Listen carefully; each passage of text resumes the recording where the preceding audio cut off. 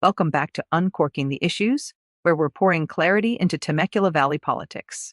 This podcast discusses political and civic issues. The views expressed are solely those of the host and guests and do not represent any political party, campaign, school district, or government entity. I'm your host, Grape Vine, and today's episode is called The Rematch, The Reset, and the Please Not Another Board Meeting Election, because yes, Temecula, we are doing this again.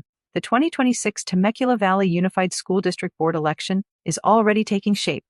And if you thought the last few years were a political fever dream wrapped in public comment and live stream clips, congratulations, the sequel is coming. This time, 3 Temecula Valley Unified School District seats are coming into focus. Trustee Area 4, Joseph Komrosky versus David Sola. Trustee Area 3, Jennifer Wiersma versus Karen Poznanski. Trustee Area 2, Emil Barham versus to be determined, which is a very polite way of saying, somebody please check Area 2, because democracy is supposed to have options. Now, these races matter, not because school board members should be treated like national celebrities. They should not. Not because every curriculum vote needs to become a cable news audition. It does not. And not because Temecula parents need one more reason to fight on Facebook at 11:47 p.m. They really, really do not. These races matter because school boards make real decisions about real students, real teachers, real classrooms, real budgets, and real community trust. And after the last few years, trust is exactly what's on the ballot. Let's start with the race that has all the ingredients of a political Netflix series nobody asked for, but everyone keeps watching. Komrosky versus Sola. Trustee Area 4 is not just another race. It is the rematch. Joseph Komrosky has become one of the most recognizable names in Temecula politics. To his supporters, he is the parental rights warrior, the conservative fighter, the guy willing to stand up to Sacramento, unions, and whatever the phrase woke agenda means this week. To his critics, he is the walking embodiment of school board dysfunction, culture war theatrics, lawsuits, national embarrassment, and the kind of governance style that makes you wonder if anyone remembered students were supposed to be the point. And that is the central issue, because for all the talk about protecting kids, the actual kids have been stuck watching adults turn their school district into a political demolition derby. Komrosky's defenders will say he stood firm. His critics will say he lit matches and called it leadership. And voters in Area 4 have already wrestled with this question once. In 2024, Komrosky was recalled from the board. Then, in a twist that only Temecula politics could produce, he ran again for the same Area 4 seat and won it back. But let's not rewrite that comeback as a landslide. It was not. Komrosky beat David Sola by 227 votes. 227. That is not a mandate. That is a group text. That is not the people have spoken in thunder. That is the people mumbled, checked their mail-in ballots, and split almost evenly. The final numbers were Komrosky with 8,234 votes and Sola with 8,007. That is about 50.7% to 49.3%. In other words, Area 4 was divided almost perfectly in half.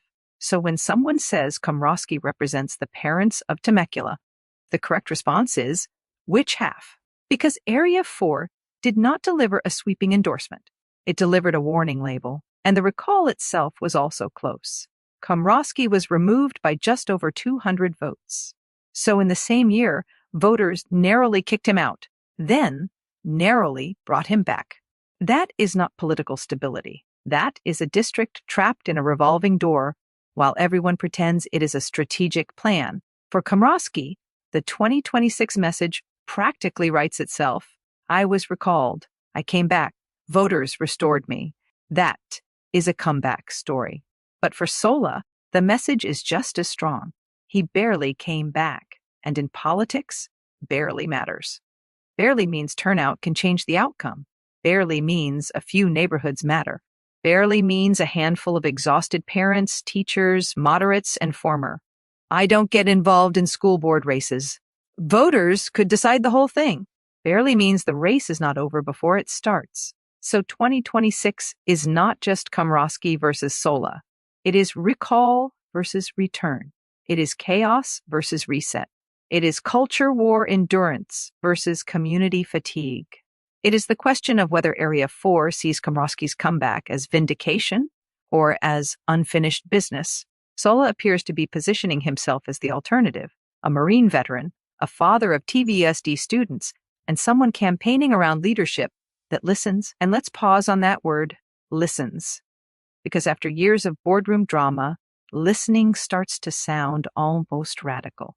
Imagine that a school board member who listens before deciding, who reads the room without declaring war on it, who understands that public education is complicated and that shouting parents' rights into a microphone is not the same as building a functioning district. Sola's challenge is that he cannot just be not Komrosky. That may get attention, but it will not be enough. He has to show voters what the reset actually looks like. How do you support parents without turning teachers into suspects? How do you protect students without using vulnerable kids as political props? How do you restore confidence in the district without pretending the last few years were just a misunderstanding with bad lighting? And most importantly, how do you govern with people who disagree with you? Because that is the job, not posting, not performing, not collecting applause from your side of the room, governing. And governing is often boring. It is budgets. It is contracts. It is test scores. It is teacher retention. It is special education. It is school safety. It is transportation. It is facilities. It is making sure the district can function without becoming a recurring headline. But boring governance would be a refreshing little spa day compared to what Temecula has been through. Now, let's move to Area 3. Jennifer Wiersma versus Karen Poznanski. This race may not be as dramatic as Komrosky versus Sola, but do not mistake quieter for less important. Jennifer Wiersma has been part of the conservative board bloc, and her public brand leans heavily into faith, family, parental rights, school safety, transparency, and back to basics. And back to basics is one of those phrases that sounds wonderful until you ask what it actually means. Because yes, everyone likes basics. Reading? Great. Writing? Love it. Math? Necessary, even if long division still feels like a personal attack. Discipline? Sure. Safety? Absolutely. Parents? Of course. But the problem is that back to basics can become a political gift bag where people stuff every culture war grievance and wrap it in a bow labeled common sense. So, the question for Wiersma is this. Are we talking about academic fundamentals?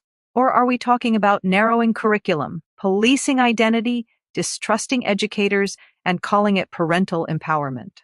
Because those are not the same thing. Wiersma's supporters will likely say she has been consistent, that she stood up for parents, pushed back against Sacramento, and fought for families who felt ignored. Her critics will likely say consistency is not the same as effectiveness. You can consistently drive in the wrong direction. That does not make you a transportation expert. So voters may ask, did her time on the board improve teacher morale? Did it improve district stability? Did it improve trust? Did it improve student outcomes?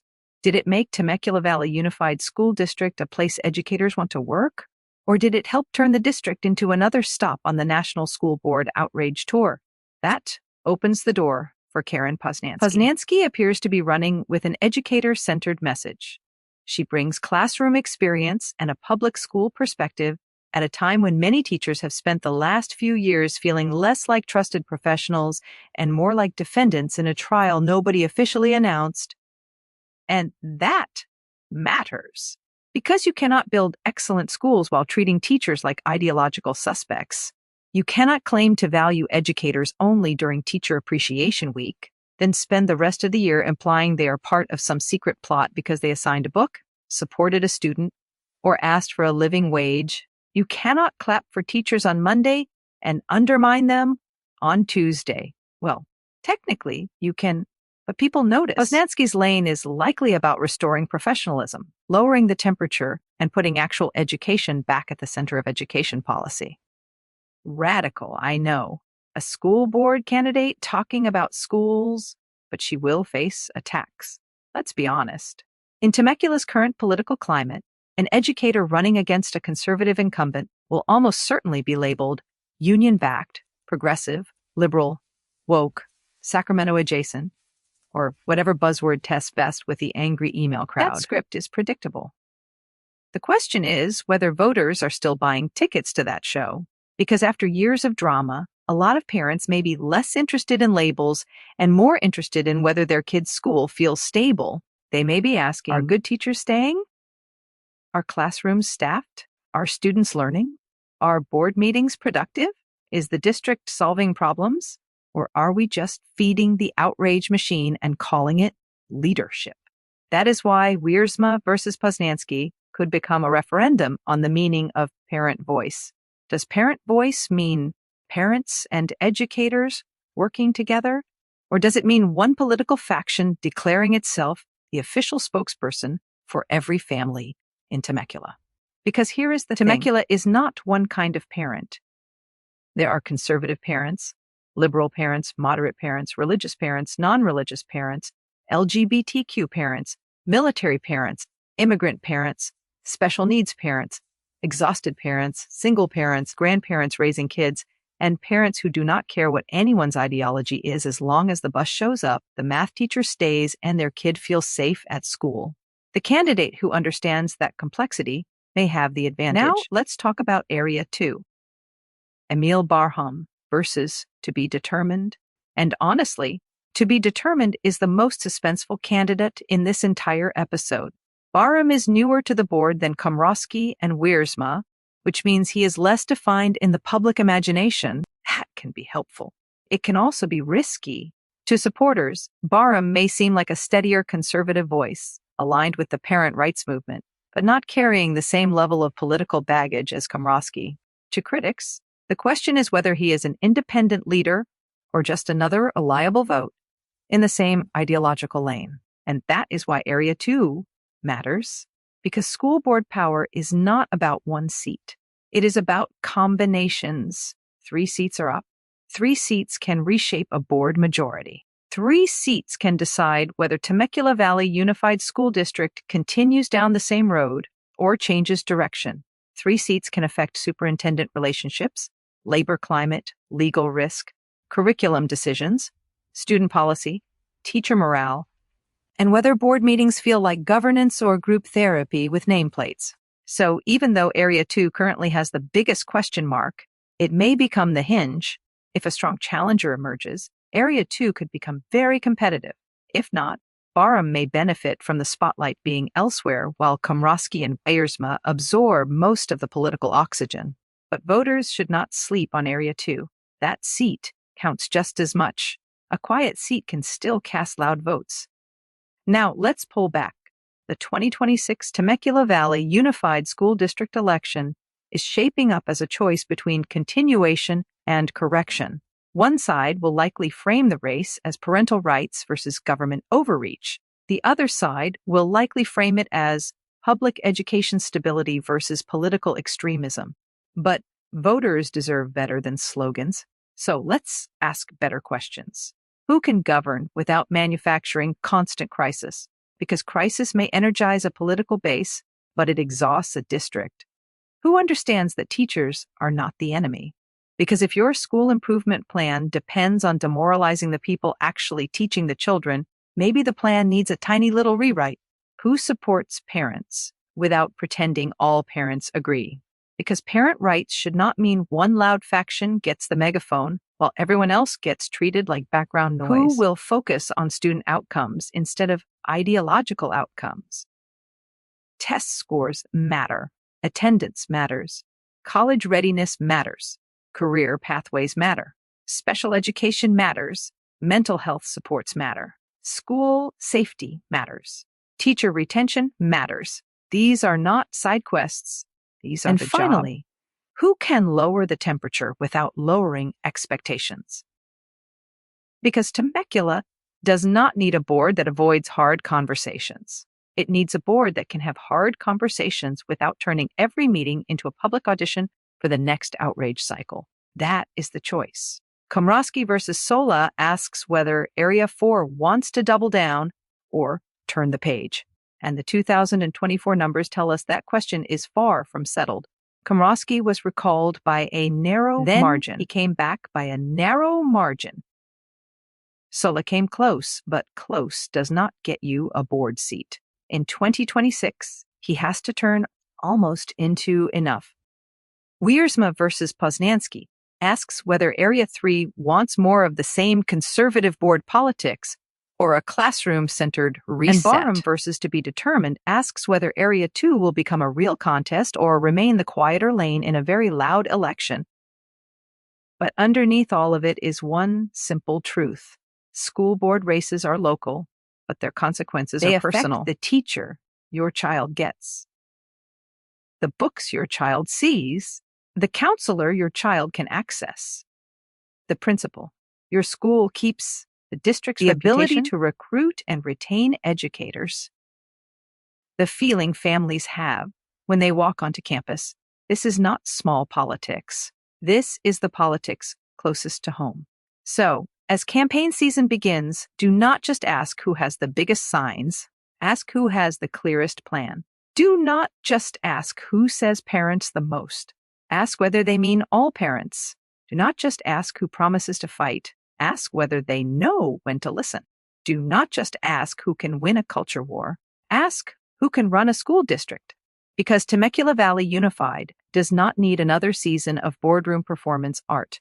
It does not need more dramatic speeches, more symbolic fights, more political branding exercises, or more adults treating public education like a battlefield for their personal ideology. It needs adults. It needs focus. It needs accountability. It needs people who understand that public schools belong to the public, not to one faction, one ideology, one church, one PAC, one Facebook group, or one very loud microphone.